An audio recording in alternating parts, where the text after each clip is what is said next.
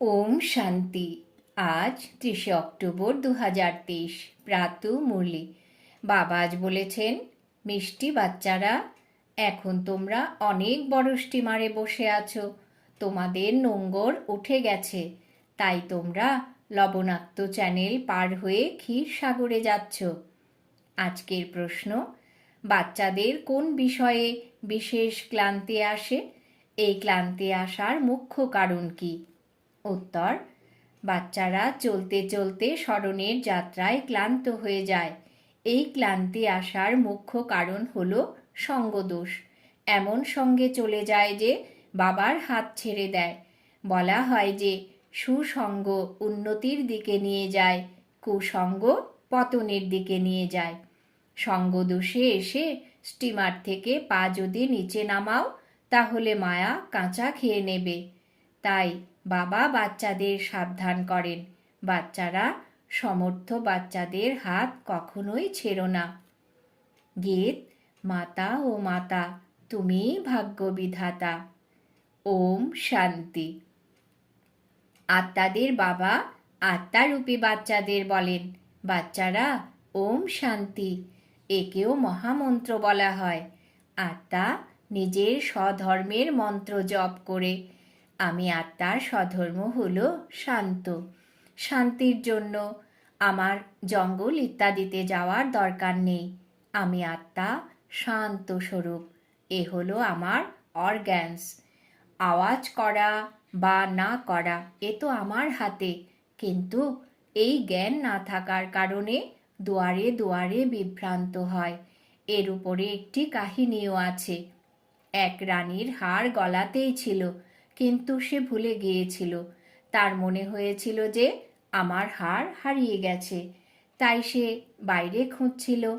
তারপর কেউ বলেছিল, হার তো গলাতেই আছে। এই দৃষ্টান্ত দেওয়া হয়। মানুষ তো দৌড়ে দৌড়ে বিভ্রান্ত হয়। সন্ন্যাসীরাও বলে যে মনের শান্তি কিভাবে হবে, কিন্তু আত্মার মধ্যেই তো মন বুদ্ধি আছে। আত্মা এই শরীরে এলে টকি হয়ে যায়। বাবা বলেন, তোমরা আত্মারা নিজেদের স্বধর্মে থাকো। এই দেহের সব ধর্ম ভুলে যাও। বারবার বোঝানো সত্ত্বেও কেউ কেউ বলে, আমাকে শান্তিতে বসাও, মেডিটেশন করাও। এ বলাও ভুল। এক আত্মা অন্য আত্মাকে বলে যে আমাকে শান্তিতে বসাও। আরে, তোমাদের স্বধর্ম কি শান্ত নয়? তোমরা নিজেরাই কি বসতে পারো না? চলতে ফিরতে তোমরা কেন স্বধর্মে স্থিত হও না? যতক্ষণ না পথ বলে দেবার জন্য বাবাকে না পাওয়া যায়, ততক্ষণ স্বধর্মে কেউ টিকতে পারে না। ওরা তো বলেই দেয় যে আত্মাই পরমাত্মা, তাই তারা স্বধর্মে টিকতে পারে না।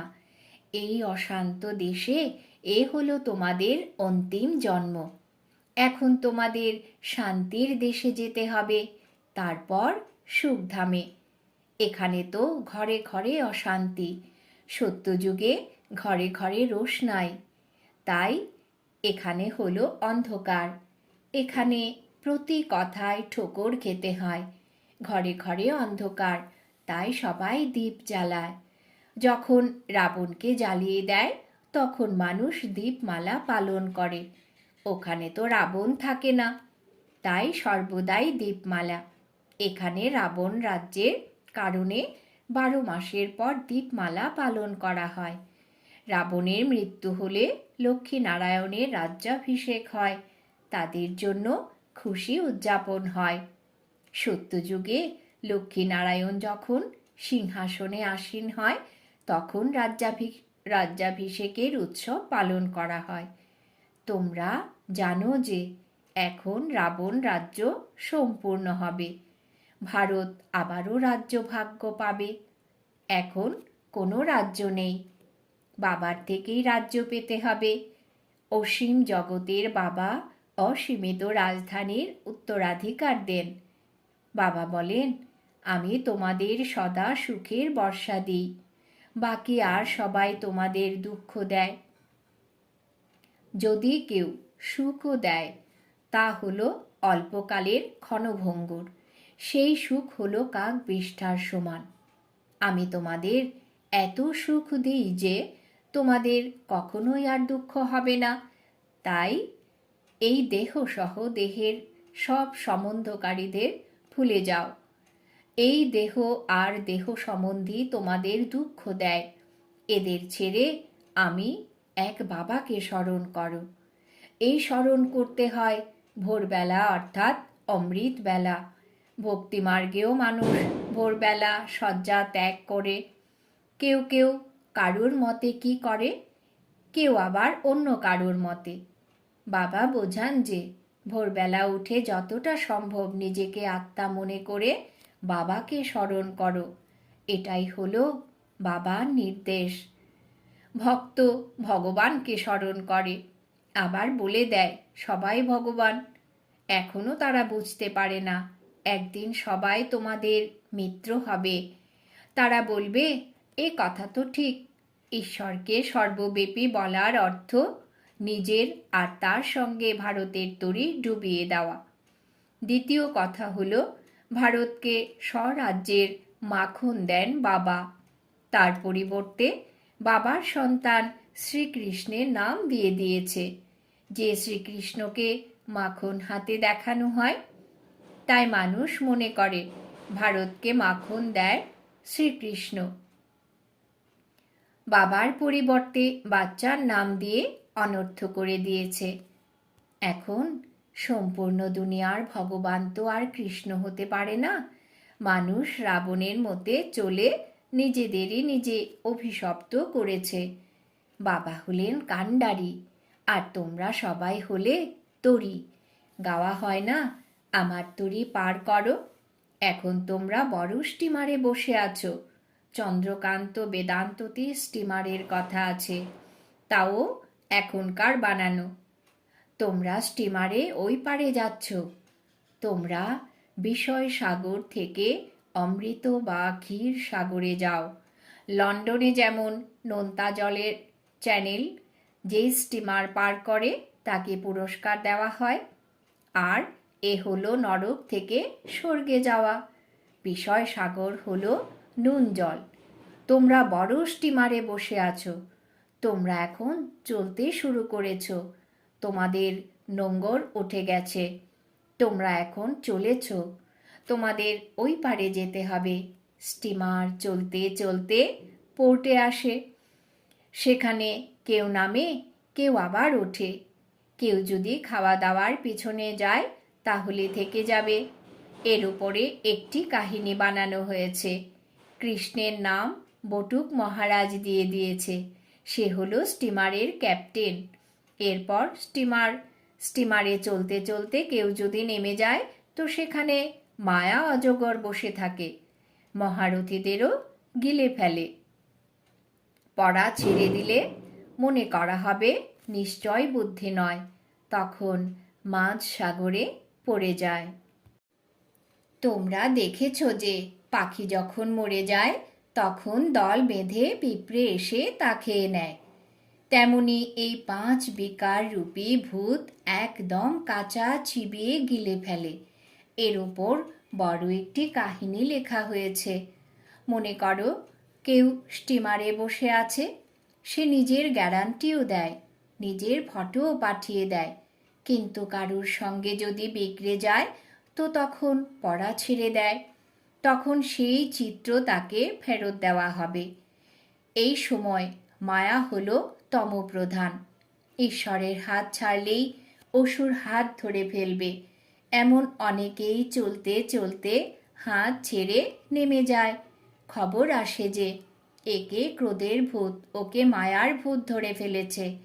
প্রথমে তো নষ্ট মোহ হতে হবে, একের প্রতি মোহ রাখতে হবে। এতেই হলো পরিশ্রম। মোহের শেকল তোমাদের অনেক লেগে আছে। এখন এই একের সঙ্গে বুদ্ধি যোগ লাগাতে হবে। মানুষ যখন বসে ভক্তি করে তখন বুদ্ধি কখনো ব্যবসার দিকে, কখনো ঘরের দিকে চলে যায়। এখানেও তোমাদের এমনই হবে। চলতে চলতে তোমাদের সন্তানের কথা স্মরণে এসে যাবে, স্বামীর কথা স্মরণে এসে যাবে। বাবা বলেন, এই শিকলগুলির থেকে বুদ্ধিযোগ দূর করে সেই এককে স্মরণ করো। অন্তিম সময়ে যদি অন্য কারোর স্মৃতি আসে, তাহলে অন্তিমকালে যে পতিকে স্মরণ করে। বাবা বলেন, পরের দিকে শিব বাবা ছাড়া যেন অন্য কেউ স্মরণে না আসে, এমন অভ্যাস তৈরি করতে হবে। ভোরবেলা উঠে বাবাকে স্মরণ করো। বাবা, আমি তোমার কাছে এসেছি, অবশ্যই আমরা স্বর্গের মালিক হব। বাবা এবং তার অবিনাশী উত্তরাধিকারকে অর্থাৎ অল্ফ এবং বেকে স্মরণ করতে হবে। অল্ফ হলো বাদশাহ আর বে হলো বাদশাহী, আত্মা হলো বিন্দু। এখানে মানুষ টিকা লাগায়, কেউ আবার বিন্দি বা টিপ পরে, কেউ লম্বা তিলক কাটে, কেউ আবার ক্রাউনের মতো করে, কেউ ছোট স্টার লাগিয়ে দেয়, কেউ আবার হিরে লাগায়।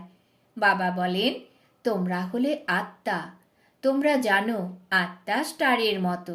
সেই আত্মার মধ্যে সমস্ত ড্রামার রেকর্ড ভরা আছে। বাবা এখন নির্দেশ দিচ্ছেন যে নিরন্তর বাবাকে স্মরণ করো আর সকলের থেকে বুদ্ধিযোগ ছিন্ন করো। এমন লক্ষ্য আর কেউ দিতে পারে না।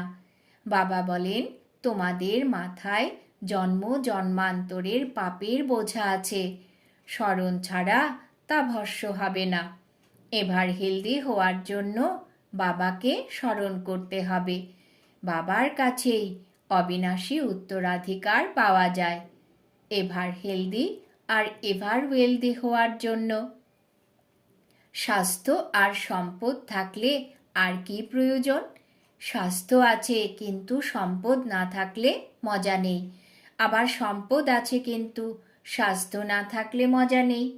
আত্মাকে প্রথমে বাবাকে স্মরণ করতে হবে, তাহলেই বিকর্ম বিনাশ হবে আর 21 জন্মের জন্য সুস্বাস্থ্য পাবে, আর সদর্শন চক্রধারী হলে 21 জন্মের জন্য সম্পদ পাবে। এ কত সহজ কথা। আমরা 84 জন্ম এমন চক্র পরিক্রমা করেছি, এখন সবই শেষ হয়ে যাবে, তাই কেন মন লাগাবো? তাতেই মন লাগাতে হবে যিনি আমাদের নতুন দুনিয়ার বাদশাহী দেবেন। বাবা আত্মাদের সঙ্গে কথা বলেন, বাচ্চারা এখন এই শরীরকে ভুলে নিজেকে অশরীরী মনে করে আমাকে স্মরণ করো। এই শরীর তোমরা অভিনয় করার জন্য পেয়েছ। ভোরে উঠে এই স্মরণ করা উচিত, যে সাজন লবণাক্ত চ্যানেল থেকে পার করে নিয়ে যান তাকে স্মরণ করতে হবে। বাকি আর সকলেই বিষয় সাগরে ডুবে যাবে, বাবাই পার করেন। তাই তাকে কান্ডারি বা বাগানের মালি বলা হয়। তিনি তোমাদের কাঁটা থেকে ফুলে পরিণত করে স্বর্গে পাঠিয়ে দেন। এরপর স্বর্গে তোমরা কখনোই দুঃখ দেখবে না, তাই তাকে বলা হয় দুঃখহর্তা সুখকর্তা। হর হর মহাদেব বলা হয়, তাই না? শিবকেই একথা বলা হবে। ইনি হলেন ব্রহ্মা বিষ্ণু এবং শঙ্করের বাবা।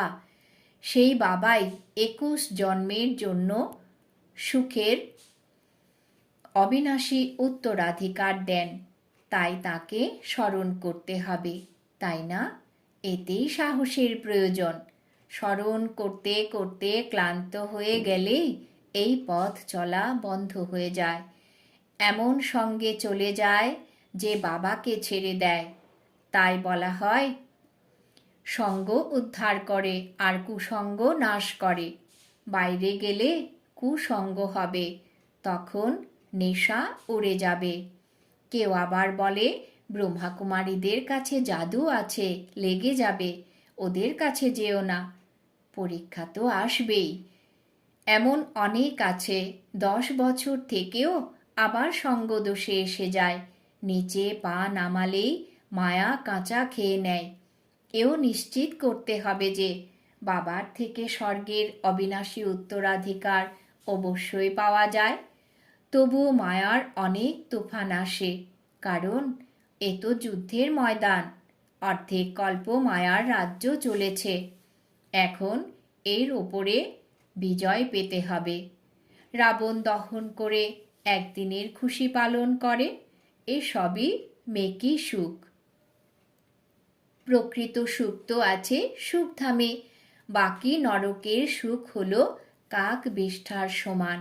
স্বর্গে তো সুখই সুখ। তোমরা সুখধামের জন্য পুরুষার্থ করছো। বক্সিংয়ে কখনো মায়ার জিত, কখনো আবার বাচ্চাদের জিত। এই যুদ্ধ রাত দিন চলতে থাকে। ওস্তাদের হাত সম্পূর্ণ ভালোভাবে ধরতে হবে। ওস্তাদ হলেন সর্বশক্তিমান এবং সমর্থ। তার হাত ছেড়ে দিলে সর্বশক্তিমান তখন কি করবেন? হাত ছেড়ে দিলেই গেলে তোমরা। স্টিমারের কথা শাস্ত্রেও আছে। এখন স্টিমার চলছে, বাকি আর অল্প দিন আছে। বৈকুণ্ঠ তো সামনে নজরে আসছে। পরের দিকে তো মুহুর্মুহু বৈকুণ্ঠের দৃশ্য দেখতে থাকবে। শুরুতে যেমন অনেক দেখতে, পরের দিকেও তোমাদের অনেক সাক্ষাৎকার হবে। যারা এখানে থাকবে, যারা সাহসের সঙ্গে হাত ধরে থাকবে, তারাই অন্তিম সময় এই সব দেখতে পাবে। বাচ্চারা বলবে, বাবা এ দাসী হবে, এ অমুক হবে। তারপর আফসোস করবে, আমরা দাসী হয়ে গেলাম। পরিশ্রম না করলে আর কি হাল হবে? তখন অনেক অনুশোচনা করতে হবে। শুরুতে তোমরা অনেক খেলা দেখেছ, গীত আছে না? তোমরা তা দেখোনি যা আমরা দেখেছি। সুতরাং সময় যত কাছে আসতে থাকবে, তখন সব কিছু পরিষ্কার হয়ে যেতে থাকবে। তখন আর পড়াশোনা করতে পারবে না। তখন বাবা বলবেন, তোমাদের কত বুঝিয়েছি, তোমরা শ্রীমতে চলনি, তাই এমন হাল হয়েছে। এখন কল্প কল্প এই পথ পেতে থাকবে।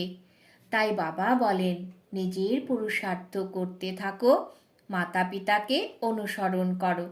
কেউ তো কুপুত্র হয়, তাই না? মায়ার বশ হলে খুবই বিচলিত করবে। তখন অনেক বড় সাজা খেতে হবে, পদও ভ্রষ্ট হয়ে যাবে। বাচ্চারা এই সাজারও সাক্ষাৎকার করেছে। দুনিয়াতে হলো আসুরি সঙ্গ, আর এখানে হলো ঈশ্বরীয় সঙ্গ। বাবা সব কথা বুঝিয়ে বলেন। তারপর এমন কেউ বলতে পারবে না যে আমরা জানতাম না। বিনাশের সময় মানুষ অনেক ত্রাহি ত্রাহি করতে থাকবে। তোমরা তখন অনেক সাক্ষাৎকার করতে থাকবে। কারুর পৌষ মাস, কারুর সর্বনাশ। এভাবেই তোমরা নৃত্য করতে থাকবে। তোমরা দেখতে থাকবে যে বিনাশের পরে কিভাবে আমাদের মহল তৈরি হবে। যারা বেঁচে থাকবে তারা সব দেখতে থাকবে। বাবার হয়ে আবার তালাক দিয়ে দিলে থোড়াই দেখতে পাবে। আচ্ছা, মিষ্টি মিষ্টি হারানিধি 5000 বছর পরে এসে মিলিত হওয়া বাচ্চাদের প্রতি পুরুষার্থের নম্বর অনুসারে স্মরণের স্নেহসুমন আর সুপ্রভাত। আত্মাদের পিতা তার আত্মারূপী বাচ্চাদেরকে জানাচ্ছেন নমস্কার। আমরা আত্মারূপী বাচ্চারা আমাদের মাতা পিতা বাপ দাদাকে জানাই স্মরণের স্নেহসুমন, সুপ্রভাত, নমস্কার। ধারণার জন্য মুখ্য সার। 1 নম্বর, সমর্থ বাবার হাত ধরে থাকতে হবে। এক বাবার সাথেই মনকে যুক্ত রাখতে হবে। ভোরবেলা উঠে বাবার স্মরণে বসতে হবে। 2 নম্বর, সঙ্গ দোষ থেকে নিজেকে রক্ষা করতে হবে। কুসঙ্গে এসে কখনো পড়া ছেড়ে দিও না। বরদান, খুশির ট্যাবলেট বা ইঞ্জেকশন দ্বারা নিজের ঔষধি নিজেকে প্রদানকারী নলেজফুল ভব। খুশির ট্যাবলেট বা ইঞ্জেকশন দ্বারা নিজের ঔষধি নিজেকে প্রদানকারী নলেজফুল ভব। ব্যাখ্যা: ব্রাহ্মণ বাচ্চা নিজের রোগের চিকিৎসা নিজেই করতে পারে। খুশির পথ্য অর্থাৎ খোরাক হলো সেকেন্ডে প্রভাব ফেলতে পারা ঔষধি। ডাক্তাররা যেমন পাওয়ারফুল ইঞ্জেকশন লাগিয়ে দেয় তো চেঞ্জ হয়ে যায়, এই রকমই ব্রাহ্মণও নিজেই নিজেকে খুশির ট্যাবলেট দিয়ে থাকে বা খুশির ইঞ্জেকশন লাগিয়ে দেয় তো অসুস্থতার রূপ বদলে যায়। নলেজের লাইট মাইট শরীরকে ঠিক রাখতে অনেক সাহায্য করে থাকে। হঠাৎ অসুস্থ হয়ে পড়লে এটাও হলো বুদ্ধিকে রেস্ট দেওয়ার উপায় বা সাধন। স্লোগান: মনের একাগ্রতার দ্বারা যে সকল সিদ্ধিকে প্রাপ্ত করে নেয় সেই সিদ্ধিস্বরূপ হয়ে থাকে। মনের একাগ্রতার দ্বারা যে সকল সিদ্ধিকে প্রাপ্ত করে নেয় সেই সিদ্ধিস্বরূপ হয়ে থাকে। আজকের সমান: আমি সিদ্ধিস্বরূপ আত্মা। ওম শান্তি।